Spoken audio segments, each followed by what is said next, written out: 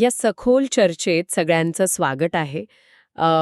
आपण अनेकदा पाहतो ना, की जेव्हा एखाद्या कॉम्प्युटरवर एखादी फाईल डाउनलोड होते, तेव्हा तिथे एक प्रोग्रेस बार दिसतो. हो, 0 ते 100% असा तो बार पुढे सरकत असतो. अगदी बरोबर. आणि सगळं कसं एकदम स्पष्ट किंवा मोजता येण्यासारखं असतं. म्हणजे फाईल कॉपी झाली की काम संपलं. हो, आणि तिथे कुठलाही गोंधळ नसतो. माहिती एका हार्ड ड्राईव्हवरून दुसऱ्या ठिकाणी जशीच्या तशी जाते. कोणतीही अडचण न येता एकदम सरळ मार्गाने. हो ना, पण बघा जेव्हा आपण मानवी मेंदूचा विचार करतो, जेव्हा आपण हे शिकणे किंवा अध्ययन या प्रक्रियेबद्दल बोलतो, तेव्हा हा प्रोग्रेस बार अचानक गायब होतो. खरंय, माणसाच्या डोक्यात माहिती नुसती अशी कॉपी पेस्ट होत नाही. नाहीच होत. तिथे एक प्रचंड मोठी म्हणजे थोडी गुंतागुंतीची आणि गूढ प्रक्रिया सुरू असते. आणि आजचा आपला उद्देश हेच शिकणे नक्की कसं घडतं यामागील विज्ञान समजून घेणं हा आहे. म्हणूनच शिक्षणाची प्रक्रिया ही एखाद्या मशीनसारखी सरळसोट नसते. ती एक अत्यंत सखोल आणि अनेक घटकांवर अवलंबून असणारी गोष्ट आहे. हो. आणि आपण रोज नवीन गोष्टी शिकत असतो, वाचत असतो, पण मेंदूच्या आत नक्की काय चाललेलं असतं? यासाठी आपल्याकडे आज रॉबर्ट एम गॅग्ने यांच्या श्रेणीबद्ध अध्ययन उपपत्ती म्हणजेच कंडिशन्स ऑफ लर्निंग यावर आधारित काही अत्यंत महत्त्वाच्या नोंदी आहेत. हो, गॅग्ने यांचं काम या विषयात खूप मूलभूत मानलं जातं. बरं, आपण हे थोडं उलगडून पाहूया. कारण शिकणे म्हणजे फक्त एखाद्या रिकाम्या भांड्यात पाणी ओतल्यासारखी माहिती भरणे नाहीये. अगदी बरोबर. गॅग्ने यांनी विचारलेला एक अत्यंत मूलभूत प्रश्न इथूनच सुरू होतो. म्हणजे त्यांनी विचारलं की शिकणे घडण्यासाठी कोणत्या अटी आवश्यक आहेत. अटी म्हणजे शिकण्यासाठी काही ठराविक नियम किंवा कंडिशन्स लागू असतात. निश्चितच. त्यांनी ह्या प्रश्नाचं उत्तर शोधण्यासाठी खूप संशोधन केलं. त्यांच्या मते शिकणे ही काही एका झटक्यात घडणारी जादू नाहीये.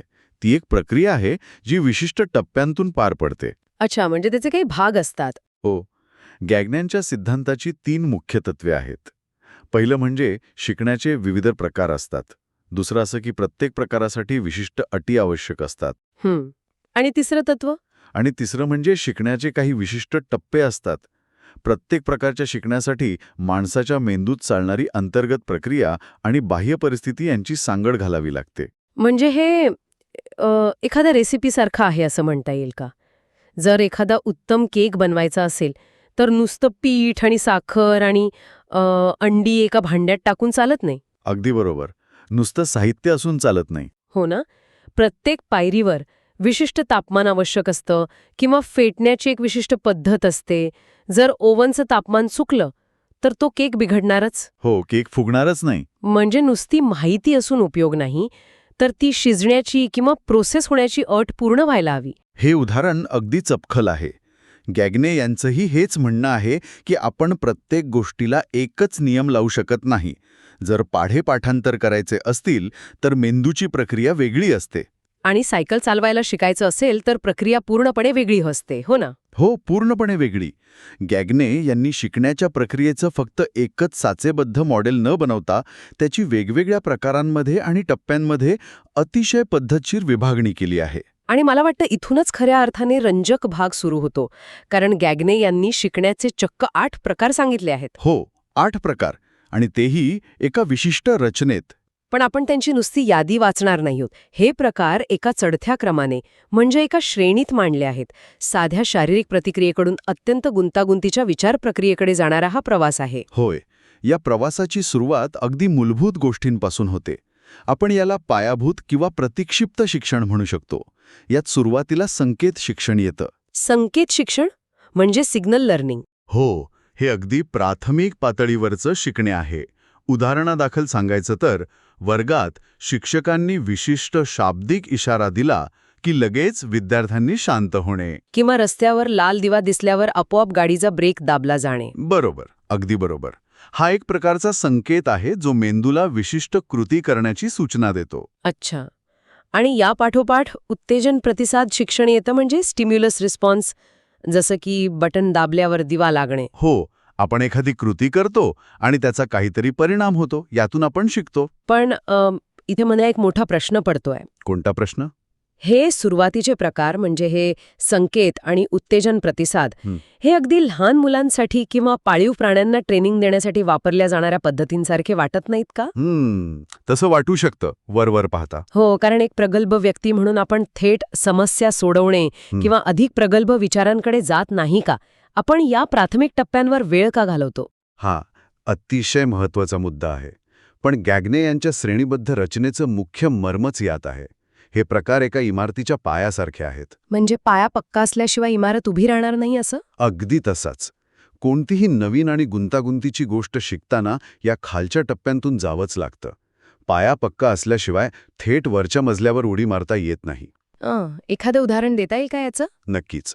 गाडी चालवायला शिकताना बघा, सुरुवातीला क्लच आणि ब्रेकचा अंदाज मेंदूत पक्का बसल्याशिवाय ट्रॅफिकमध्ये गाडी कशी चालवायची याचा विचार मेंदू करूच शकत नाही. अच्छा, म्हणजे प्रत्येक वरचा टप्पा हा खालच्या टप्प्यावर पूर्णपणे अवलंबून असतो? आणि म्हणूनच या प्राथमिक टप्प्यानंतर मेंदू शारीरिक कौशल्य एकत्र करायला शिकतो, ज्याला गॅग्ने साखळी शिक्षण म्हणतात, म्हणजे चेनिंग. साखळी शिक्षण म्हणजे अनेक कृतींची साखळी तयार होणे? हो. सायकल चालवताना एकाच वेळी पायाने पॅडल मारणे, हाताने हँडल नियंत्रित करणे आणि डोळ्यांनी समोर पाहणे, या वेगवेगळ्या कृतींची एक साखळी तयार होते. आणि जर तो उत्तेजन प्रतिसाद समजला नसेल तर ही साखळी जोडताच येणार नाही. अगदी अचूक. समजलं. म्हणजे हे पहिले 3 टप्पे प्रामुख्याने आपल्या शारीरिक कृती आणि सवयींशी जोडलेले आहेत. पण मग आपण भाषेसारख्या बौद्धिक गोष्टी कशा शिकतो? तिथेच आपण पुढच्या टप्प्यात प्रवेश करतो, जो ज्ञानाचा आणि आकलनाचा टप्पा आहे.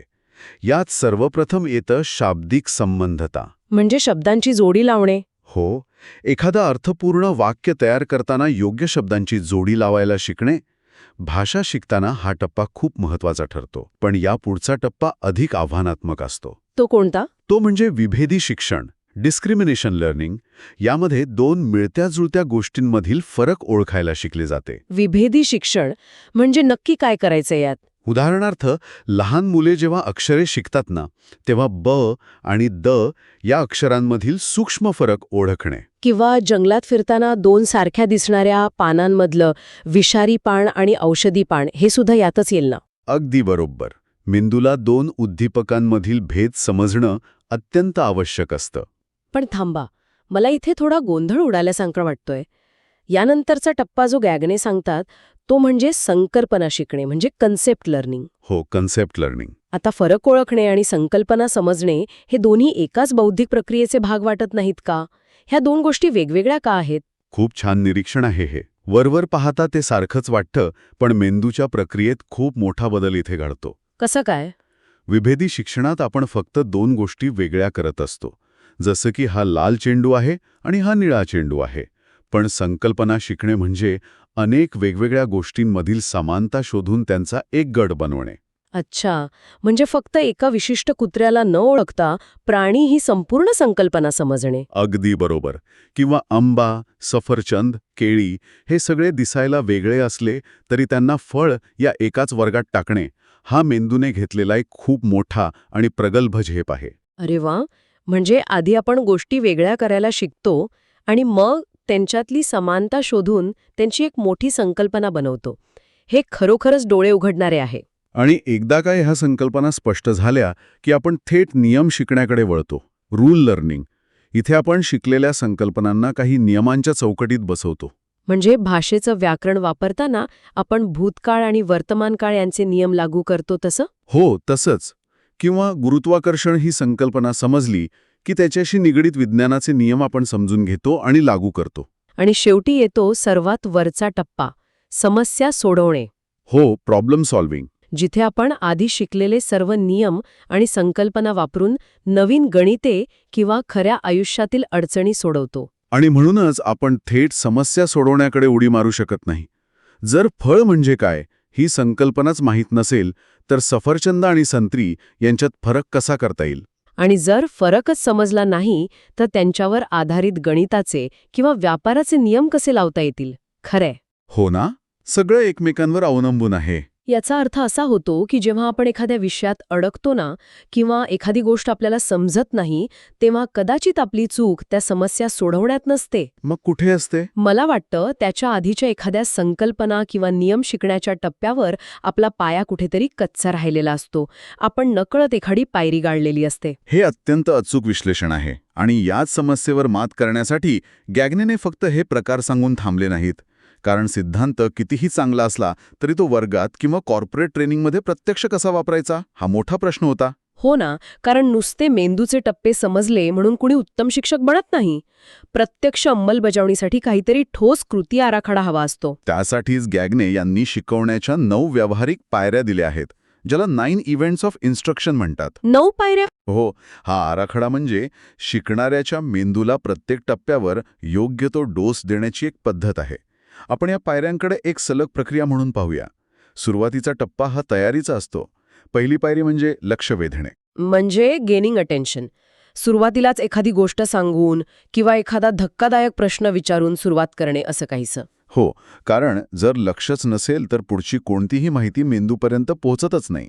पण लक्ष वेधून घेतल्यानंतर लगेच दुसरी पायरी येते, ती म्हणजे उद्दिष्ट सांगणे. म्हणजे आपण नक्की काय साध्य करणार आहोत हे स्पष्ट करणे. अगदी बरोबर. पण यामागचं मानसशास्त्र काय आहे? म्हणजे उद्दिष्ट आधीच का सांगायचं? कारण जेव्हा मेंदूला कळतं की आजच्या लेक्चरनंतर मला हे विशिष्ट गणित सोडवता येईल किंवा आज आपण जलप्रवाह समजून घेणार आहोत, तेव्हा मेंदू स्वतःला त्या विशिष्ट प्रकारची माहिती शोषून घेण्यासाठी तयार करतो. अच्छा, म्हणजे मेंदूला एक दिशा मिळते. हो, आणि याच दिशेवर चालण्यासाठी तिसरी पायरी महत्वाची ठरते. ती म्हणजे पूर्वज्ञान आठवणे. पूर्वज्ञान आठवणे म्हणजे जुने संदर्भ देणे. जसं की आपण आधी ऊर्जा शिकलो होतो त्याचाच पुढचा भाग आज आपण पाहणार आहोत. हे मला खूप तर्कशुद्ध वाटतंय. यामागचं जैविक आणि मानसशास्त्रीय कारण खूप रंजक आहे. नवीन माहिती शिकताना मेंदूला ती साठवण्यासाठी आधीच अस्तित्वात असलेल्या न्यूरल पाथवेजची किंवा जुन्या स्मृतींची गरज असते. म्हणजे एक बेस लागतोच. हो, जुन्या ज्ञान आठवून दिल्याने आपण तो कॅनव्हास तयार करतो, ज्यावर नवीन रंगांचा लेप सहज चिकटू शकतो. थोडक्यात जुन्या फाईलला नवीन फाईल जोडल्यासारखं हे आहे. पूर्वतयारी झाल्यानंतर खऱ्या अर्थाने नवीन विषय सुरू होतो. मग येते चौथी पायरी, नवीन माहिती देणे, जिथे प्रत्यक्ष धडे किंवा नोट्स वापरून माहिती दिली जाते. पण गॅग्ने यांच्या मते इथेच थांबून चालत नाही. बरोबर, अजिबात नाही. नुसती माहिती फेकणे म्हणजे शिकवणे नव्हे. म्हणूनच 5वी पायरी येते शिकण्यासाठी मदत करणे. गायडन्स देणं म्हणजे. हो, मेंदूला अवघड संकल्पना पचवण्यासाठी सोप्या उदाहरणांची, रूपकांची किंवा सादृश्यांची गरज असते. तोपर्यंत मेंदूला पूर्णपणे आकलन होत नाही. त्यासाठी 6वी पायरी आहे सराव करून घेणे. म्हणजे विद्यार्थ्यांकडून प्रत्यक्ष उदाहरण सोडवून घेणे. हो, आणि सराव करताना चुका होणारच. म्हणूनच 7वी पायरी महत्वाची आहे. उत्तरांबद्दल अभिप्राय देणे किंवा फीडबॅक देणं. म्हणजे नुसते हे चूक आहे असं न सांगता हे बरोबर आहे कारण किंवा हे थोडं चुकलं आहे आपण याला कसं दुरुस्त करू शकतो असा विधायक अभिप्राय देणे. अगदी बरोबर. या अभिप्रायामुळे मेंदू स्वतःच्या चुका सुधारून योग्य ती साखळी किंवा नियम पक्का करतो. आणि मग येते 8वी पायरी, मूल्यांकन करणे. असेसमेंट. शेवटी हे तपासण्यापारजेचे आहे की ठरवलेले उद्दिष्ट खरोखर साध्य झाले आहे की नाही. हो, यासाठी परीक्षा किंवा प्रात्यक्षिकाचा वापर केला जातो. आणि 9वी म्हणजे शेवटची पायरी कोणती? दीर्घकालीन स्मरण व उपयोग, म्हणजे रिटेन्शन अँड ट्रान्सफर. शिकलेली गोष्ट नुसती परीक्षेपुरती लक्षात न ठेवता ती खऱ्या आयुष्यात वेगवेगळ्या परिस्थितीत कशी वापरता येईल हे पाहणे. हे सगळं ऐकताना मला एका वेगळ्याच गोष्टीची आठवण येत आहे. आपण या ज्या 9 पायऱ्या पाहिल्या ना त्या मला हुबेहूब एखाद्या नवीन व्हिडिओ गेमच्या ट्युटोरियल सारख्या वाटत आहेत. व्हिडिओ गेमचं ट्युटोरियल? अरे वा, हे जरा सविस्तर सांगा. कसं काय? बघा ना, एखादा नवीन गेम सुरू केल्यावर काय होतं? पहिल्यांदा एक भारी सिनेमॅटिक व्हिडिओ येतो जो पूर्णपणे लक्ष वेधून घेतो. ही झाली पायरी 1. हो, मग स्क्रीनवर लिहून येतं की या लेव्हलचं मिशन काय आहे, म्हणजे उद्दिष्ट सांगणे पायरी 2. अरे हां, विचार खरोखरच मजेशीर आणि अचूक आहे. पुढे ऐका ना, त्यानंतर गेम आपल्याला आठवण करून देतो की आपण आधीच्या लेव्हलमध्ये उडी मारायला किंवा लपायला शिकलो आहोत. म्हणजे पूर्वज्ञान आठवणे पायरी 3. बरोबर. मग आपल्याला नवीन शस्त्र दिलं जातं, ती झाली नवीन माहिती पायरी 4. आणि ते शस्त्र कसं वापरायचं याची हिंट किंवा बाण स्क्रीनवर चमकतो, ही झाली शिकण्यासाठी मदत, पायरी 5. आणि मग खेळाडू ते शस्त्र 2-3 शत्रूंवर चालवून पाहतो. म्हणजे सराव करून घेणे, पायरी 6. जर आपलं टायमिंग चुकलं तर गेम सांगतो की दुसरं बटन दाबा किंवा स्क्रीन लाल होते. हा झाला अभिप्राय, पायरी 7. कमाल आहे. आणि शेवटी एक छोटी बॉस फाईट होते, जिथे आत्तापर्यंत शिकलेल्या सर्व गोष्टींची परीक्षा असते. हे झालं मूल्यांकन, पायरी 8. आणि तो बॉस हरवला की आपण ते कौशल्य पूर्ण गेममध्ये पुढे कुठेही वापरू शकतो, म्हणजेच दीर्घकालीन उपयोग, पायरी 9. बघा, गॅग्ने यांचे 9 टप्पे गेम डेव्हलपर्स वर्षानुवर्षे वापरत आहेत. हे अत्यंत उत्तम उदाहरण आहे. या उदाहरणावरून एक गोष्ट लख्खपणे स्पष्ट होते की आपण शिक्षणाकडे फक्त माहितीचे एका डोक्यातून दुसऱ्या डोक्यात हस्तांतरण म्हणून पाहू शकत नाही. खरं आहे. गॅग्ने यांची उपपत्ती आपल्याला सांगते की शिक्षण नियोजन हे किती शास्त्रीय आणि पद्धतशीर असू शकतं. शिक्षणातील प्रत्येक कृतीचा, मग ते प्रश्न विचारणे असो, रूपक वापरणे असो किंवा परीक्षा घेणे असो, या प्रत्येकाचा थेट संबंध हा उद्दिष्टपूर्तीशी जोडलेला असतो. हो, हे काही हवेत गोळीबार करण्यासारखं नाहीये. अजिबात नाही. या 9 पायऱ्या वापरल्यामुळे शिकवणे ही एक शास्त्रशुद्ध कला बनते. खरोखरच रॉबर्ट गॅग्ने यांची ही श्रेणीबद्ध अध्ययन उपपत्ती आपल्याला एक खूप मोठा आरसा दाखवते. आपण आजच्या चर्चेत पाहिलं की शिकणे हे कधीही योगायोगाने होत नाही. नाही, ते ठरवून घडून आणावं लागतं. हो, ती योग्य अटींची आणि शिकवण्याच्या 8 प्रकारांच्या चढत्या क्रमाने केलेल्या प्रवासाची एक सुंदर निष्पत्ती आहे.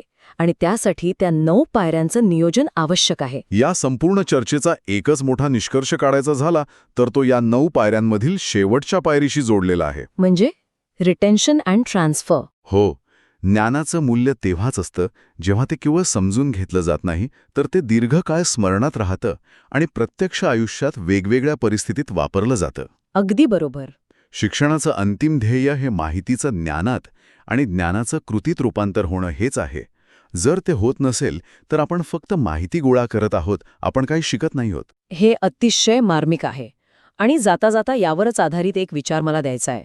आजच्या या वेगवान काळात जिथे आपण सगळेच 10-15 सेकंदांचे शॉर्ट व्हिडिओज किंवा रील्स बघून भरपूर माहिती मिळवतो आणि आपल्याला वाटतं की आपण खूप काही शिकलो आहोत, तिथे आपण गॅग्नेच्या या 9 पायऱ्यांमधल्या किती पायऱ्या खऱ्या अर्थाने पार करत असतो? हां, खूप महत्वाचा प्रश्न आहे. हो ना, कारण एखादा शॉर्ट व्हिडिओ आपलं लक्ष वेधतो आणि कदाचित नवीन माहितीही देतो, पण पूर्वज्ञान आठवणे किंवा सराव करणे, अभिप्राय मिळणे आणि शेवटी मूल्यांकन होणे, यामधल्या अत्यंत महत्वाच्या पायऱ्या आपण पूर्णपणे गाळून टाकतो. हो, आपण दुसऱ्यावरून थेट शेवटच्या पायरीवर जाण्याचा प्रयत्न करतो. आणि कदाचित म्हणूनच आपण रोज शेकडो नवीन गोष्टी पटकन बघतो, वाचतो, पण त्या आपल्या दीर्घकालीन स्मरणात अजिबात राहत नाहीत. आपण तो सुरुवातीचा प्रोग्रेस बार तर बघतो, पण ती फाईल मेंदूत कधीच सेव्ह होत नाही. यावर नक्की विचार करा.